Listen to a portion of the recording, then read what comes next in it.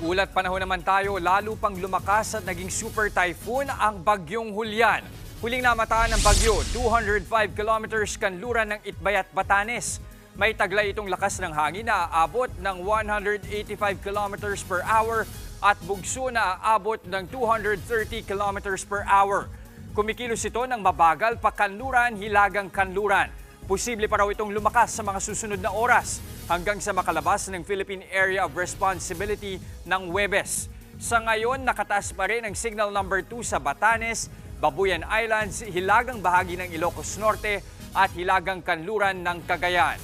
Signal number 1 naman sa natitirang bahagi ng Ilocos Norte, pati sa Ilocos Sur, La Union, Pangasinan, Apayao, Kalinga, Abra, Mountain Province, kasama rin dyan ang Ifugao, Benguet, natitirang bahagi ng Cagayan, Isabela, Quirino, Nueva Vizcaya at mga hilagang bahagi ng Aurora at Nueva Ecija.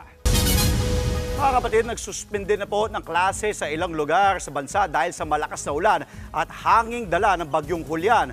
Wala pong pasok sa lahat ng antas sa pampubliko at pribadong paaralan sa mga probinsya ng Abra, Benguet, Ilocos Norte, Ilocos Sur, La Union at Pangasinan.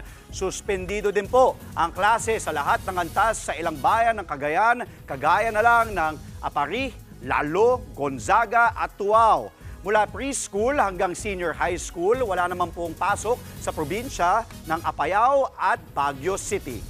Mga kapatid, Jess De Los Santos po, huwag magpahuli sa mga umaaksyong balita at napapanahong issue sa bansa. Para sa mas malawak na balitaan, mag-subscribe at mag-follow sa social media pages ng News 5.